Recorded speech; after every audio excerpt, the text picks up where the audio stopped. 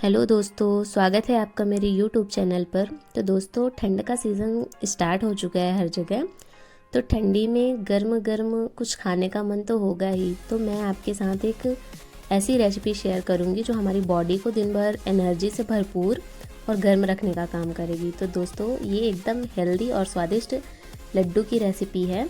आप इसे बनाकर ट्राई करिएगा। इसमें ड्राई फ्रूट्स और कुछ गर्म तासीर की चीज़ें मिली हुई हैं जो कि हमारी बॉडी के लिए बहुत फ़ायदेमंद है। तो चलिए ट्राई करते हैं।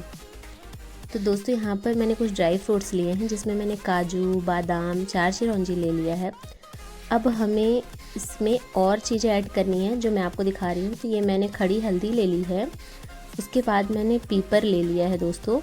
ये चंसूर है दोस्तों, जो कि हमारे कमर के दर्द के लिए बहुत फ़ायदेमंद होती है। उसके बाद दोस्तों, यहाँ पर मैंने 2 टाइप के गोंद लिए हैं। दोस्तों, ये दोनों ऑप्शनल है, पर इसे हमारे तरफ बमूर का लासा और इसे कुरलू लासा बोलते हैं। उसके बाद दोस्तों, यहाँ पर मैंने मखाने ले लिए हैं। मखानों के बाद सौंठ ले लिया है। सौंठ के बाद ये पोस्ता दाना कहते हैं, उसे भी ले लिया है। नारियल को मैंने चूरा बनाकर ही यूज किया है ताकि अच्छे से मिक्स हो जाए। उसके बाद यहाँ पर कुछ छुआरे ले लिए हैं और अजवाइन ले लिया है जो कि हमारे पाचन के लिए बहुत फ़ायदेमंद है। उसके बाद 3 से 4 किलो गुड़ ले लिया है। तो दोस्तों, ये सारी सामग्री ज़्यादा इसलिए दिख रही है क्योंकि ये सारे लड्डू अगर बनते हैं तो आपको पता ही है कि थोड़े ज़्यादा ही बनते हैं क्योंकि बार बार बना नहीं पाते हैं। अब चलिए, यहाँ पर आपको एक बात बता देती हूँ। ये जितनी सारी चीज़ें हमने इकट्ठी की है, इन सबको हमें 2-2 मिनट तक मीडियम फ्लेम में भुनना है। इससे क्या होता है दोस्तों, हम इन्हें जितने अच्छे तरीके से भूनते जाएंगे ना, ये काफ़ी लंबे टाइम तक स्टोर करने के लिए अच्छी होंगी। और दूसरी बात ये है, इनका टेस्ट भी बढ़ जाता है। तो यहाँ पर मैंने चंसूर भून लिया है। उसके बाद ये मैं अजवाइन भून रही हूँ। अजवाइन आप जब भूनेंगे ना तो इससे आवाज़ आती है एकदम धीरे धीरे सी। फिर उसके बाद दोस्तों, यहाँ पर मैं सौंठ को भून रही हूँ। सौंठ भुनने के बाद अच्छे तरीके से पिस जाएगी, इसलिए सौंठ को मैं भून रही हूँ। आप देख सकते हो सौंठ अच्छे तरीके से भुन गए हैं। दोस्तों, हमें इस बात का ध्यान रखना है कि ये सब कुछ जले ना, और बहुत ही आराम से हमें इन सब काम को करना है। उसके बाद यहाँ पर मैंने खड़ी हल्दी यूज की है। इसको भी मैं भून रही हूँ क्योंकि दोस्तों, अगर हमें इन्हें पीसना पड़ता है तो उसके लिए सबसे ज़्यादा ज़रूरी है कि पहले इन सबको भून लें। इससे आसान हो जाता है काम। यहाँ पर अब मैंने पीपर को भी भून लिया है। उसके बाद ये मैं 4 चिरौंजी ऐड करी। इसे भी बस थोड़ा सा हल्का सा ऐसे ही रोस्ट करना है। तो इसे भी रोस्ट कर लिया। उसके बाद उसी कढ़ाई में मैं घी डाल रही हूँ। घी को हमें अच्छे से गर्म करना है और अब कुछ चीज़ें हमें घी में फ्राई करनी है। तो दोस्तों, घी में हमें गोंद को अच्छे से फ्राई करना है। इससे क्या होगा कि अभी ये जो गोंद टाइट है वो बहुत आराम से पिस जाएगी और एकदम मुलायम हो जाएगी। तो मैं इसमें गोंद को डाल दी हूँ और अच्छे से फ्राई कर रही हूँ। वैसे ये लड्डू दोस्तों प्रेगनेंसी के बाद खाया जाता है क्योंकि लेडीज़ प्रेगनेंसी के बाद बहुत ज़्यादा वीक हो जाती हैं और ये बहुत ही ज़्यादा उनके लिए फ़ायदेमंद होता है। तो यहाँ पर मैंने सारे गोंद को फ्राई करके निकाल लिए हैं। अब इसी में मैं काजू और बादाम को अच्छे से रोस्ट करूँगी। तो दोस्तों, मैं आपको ये बता रही थी कि यहाँ पर ये जो लड्डू होता है स्पेशली उनके लिए ही होता है, उन्हीं लेडीज़ों के लिए। बट क्या है कि कभी कभी हमारा भी मन होता है कि हम भी कुछ हेल्दी खाएं, इसलिए मैंने इसमें कुछ चीज़ें हटा दी हैं जो कि हमारी ज़रूरतों के लिए नहीं होता है। तो मैंने कुछ चीज़ें ही ऐड की है। ये लड्डू बनाने का सबसे ज़्यादा मोस्टली रीज़न जो होता है वो होता है कि हमारी बॉडी के लिए क्या चीज़ें एनर्जेटिक हैं। और आप देख सकते हो, इसके बाद मैंने यहाँ पर घी और डाल लिया है और मैं मखानों को फ्राई कर रही हूँ। तो मैंने थोड़ा थोड़ा करके मखाने फ्राई कर लिए हैं। आप चाहो तो घी इसमें और भी डाल सकते हो क्योंकि लड्डू हमें घी से ही बांधने हैं। ये शुद्ध देसी घी लड्डू है दोस्तों। इसके बाद मैंने इन सारे मखानों को अच्छे तरीके से फ्राई कर लिया है। अब देख सकते हो कि कढ़ाई एकदम खाली हो गई है। उसके बाद मैंने इसमें छुहारे भी डाल दिए हैं। छुहारों को डाल के हमें भी इसे भी अच्छे से रोस्ट करना है।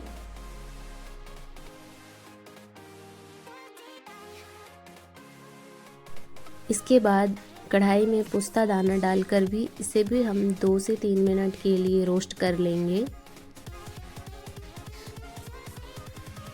अगर आपको मेरी वीडियो पसंद आए तो प्लीज़ इसे सब्सक्राइब करें और लाइक कमेंट करके बताइए, इससे मुझे बहुत हिम्मत मिलती है।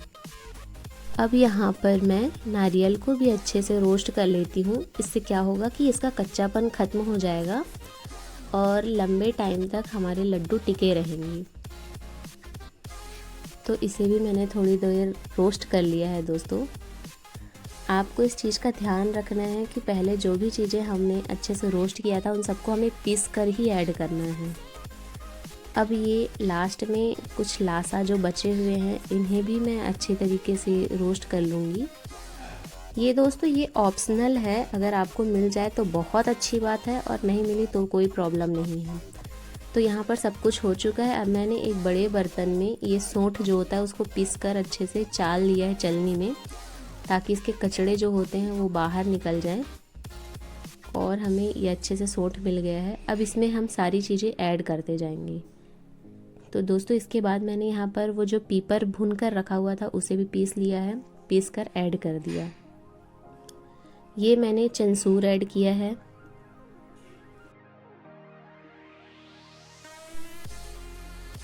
ये पिसी अजवाइन है। ये गोंद है जो कि अच्छे से पिस गई है। इसके बाद दोस्तों हमने जो ड्राई फ्रूट्स काजू बादाम रखे थे उसे भी एकदम छोटे छोटे पीसेस में कर लिए हैं। ग्राइंड करने के बाद आप देख सकते हो ये कितने अच्छे से लड्डू में मिल जाएंगी। इसके बाद दोस्तों ये मखाने हैं जो अब मैं ऐड करने वाली हूँ। देख सकते हो आप मखाने भी अच्छे से पिस चुके हैं। हमें इन सारे सामग्री को मिलाते जाना है। ये मैंने पोस्ता दाना रखा है, इसे नहीं पीसा है क्योंकि ये तो वैसे ही छोटी छोटी होती है, ये अच्छे से हमारे लड्डू में मिल जाएगी। उसके बाद दोस्तों यहाँ पर मैंने छुहारों को भी देख सकते हो पिस लिया है। क्या है, इससे ये बड़े बड़े नहीं रहेंगे तो हमारे लड्डू टूटेंगे भी नहीं, कहीं से फटेंगे भी नहीं, अच्छे से बंध जाएंगे। मैं आपको एक और बात बताना चाहती हूँ, अगर आपने वो जो हल्दी पीस कर रखी थी ना, अगर वो हल्दी खड़ी हल्दी आपको नहीं मिले तो आप पिसी हल्दी भी यूज कर सकते हैं। ये तो मैंने खड़ी हल्दी को ही पीस लिया है, लेकिन आप चाहें तो नॉर्मल हल्दी को भी भूनकर यूज कर सकते हैं। इसके बाद जो लास्ट में बचा है वो है नारियल का चूरा, तो इसे भी मैं इसमें ऐड कर देती हूँ। उसके बाद दोस्तों ये एक और लास्ट बचा है, वो जो रेड कलर का था गोंद, बस वही है, ये मैंने उसे भी ऐड कर दिया है। अब हम इसे अच्छे से नीचे से ऊपर तक पिला लेते हैं ताकि हमने जितने आइटम्स इसमें डाले हैं वो सब ऊपर से नीचे मिल जाए। अब बारी आती है दोस्तों गुड़ की, तो गुड़ को हमें अच्छे से छोटा छोटा करके डालना है ताकि ये मिल जाए। वैसे तो बहुत लोग शायद इसे पानी में घोलकर भी बनाते हैं, बट हमारे तरफ ऐसा कुछ नहीं होता है। हमें इसे जितने छोटे छोटे टुकड़ों में एकदम कर सकते हैं वैसा ही करके बनाना है। क्योंकि सीज़न की वजह से गुड़ थोड़े चिपचिपे हो गए हैं तो प्रॉब्लम हो रही है, बट आप ट्राई करें कि सूखा गुड़ मिले तो उसका बहुत अच्छे से चूरा बनाकर इसमें डाल सकें। तो दोस्तों इसके बाद हमें इसे और अच्छे से मिला लेना है। हाथ से अच्छे से इसे भाई ने मिलाया है। उसके बाद अब बारी आती है घी की, तो लगभग इसमें मैंने आधा किलो घी यूज किया है। आप इसे पिघलाकर यूज करें, मैंने भी किया था बट ठंड की वजह से जल्दी जम जा रहा था। यहाँ पर आप देख सकते हैं इसकी बाइंडिंग कितने अच्छे से हो रही है। भाई छोटे छोटे लड्डू बनाकर दिखा रहा था तो हमने सोचा चलो भाई जल्दी जल्दी इसे निपटा लेते हैं। तो मम्मी और मैंने भी जल्दी जल्दी फटाफट लड्डू बनाना स्टार्ट किया। देखिए कितने आसानी से ये लड्डू बंध जा रहे हैं। दोस्तों ये देसी घी के लड्डू हैं, एकदम स्वादिष्ट होते हैं, बहुत ही ज़्यादा एनर्जेटिक है। आप इसे बनाओ और काफ़ी टाइम तक, कई महीनों तक स्टोर करके रख सकते हो।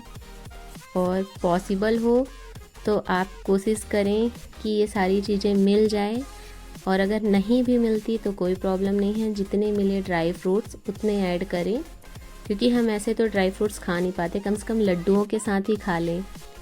तो यहाँ पर हमने सारे लड्डू बनाकर तैयार कर दिए हैं दोस्तों। बाय बाय, मिलते हैं नेक्स्ट वीडियो में।